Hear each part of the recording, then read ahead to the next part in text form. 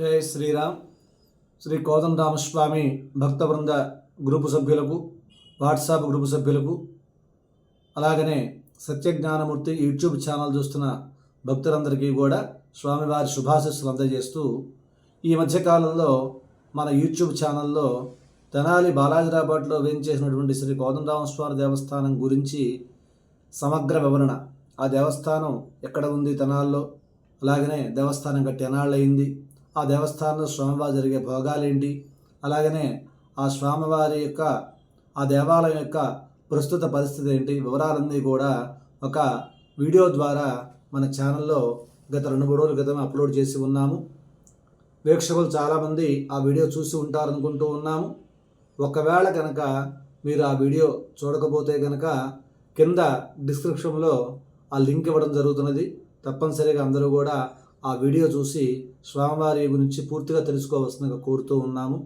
అయితే అందులో ప్రధానమైన కంటెంట్ ఏంటి అని చెప్పారంటే కనుక, ఆ దేవాలయం కట్టి 100 సంవత్సరాలు అయిందండి.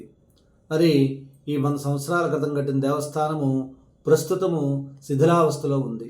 ఈ శిథిలావస్థలో ఉన్న దేవస్థానాన్ని పునర్నిర్మించుకోవాలని చెప్పేసి గత 15-20 సంవత్సరాల నుంచి కూడా భక్తులు, అలాగనే ఇక్కడ పనిచేస్తున్న మేము అందరం కూడా అనుకుంటూ ఉన్నాం.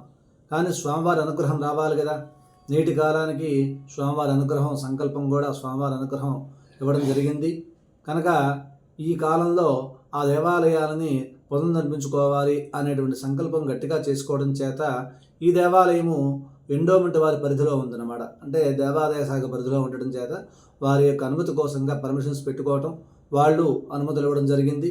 అయితే ఈ దేవాలయాన్ని మరి సమగ్రంగా కొండరాతితో కట్టుకుంటే కనుక మరొక 10 తరాల పాటు శాశ్వతంగా ఉంటుందని ఆలోచన చేసి మేమేం చేశామని చెప్పినంటే కనుక ఆ ఎండోమెంట్ వారి ఇంజనీర్స్ని పిలిపించి ఇక్కడ ఒకసారి ఎస్టిమేషన్ అని అడిగాము.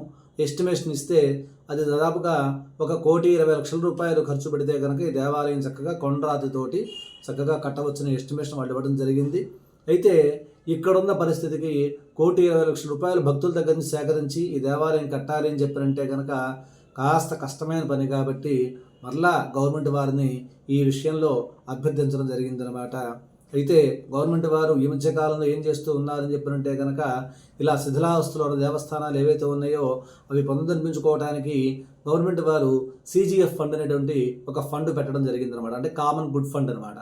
ఆ ఫండ్ ద్వారా కొంత అమౌంట్ ఈ దేవస్థానం పునర్నిర్మించుకోవడానికి శాంక్షన్ చేయడం జరిగింది. అంటే 1,20,00,000 రూపాయల్లో మనం పెట్టిన అప్లికేషన్ ద్వారా 80,00,000 రూపాయలు ఫండు, ఆ యొక్క అమౌంట్ ఆ ఫండ్ ద్వారా ఇస్తామని చెప్పి గవర్నమెంట్ వారు ప్రామిస్ చేశారు. మరి భక్తుల నుంచి మనం 40,00,000 రూపాయలు కనుక సేకరించగలిగామని చెప్పారంటే కనుక ఈ గవర్నమెంట్ వారు ఏదైతే కనుక అకౌంట్ నెంబర్ ఇచ్చారో ఆ అకౌంట్ నెంబర్కి భక్తుల విరాళాలన్నీ కూడా జమ చేస్తే కనుక ఆ యొక్క అమౌంట్కి, ఆ యొక్క మ్యూచువల్ అమౌంట్కి గవర్నమెంట్ వారు ఇచ్చే ఫండ్ని కలిపి దేవాలయం పునర్నిర్మిస్తామని చెప్పి చెప్పడం జరిగిందనమాట.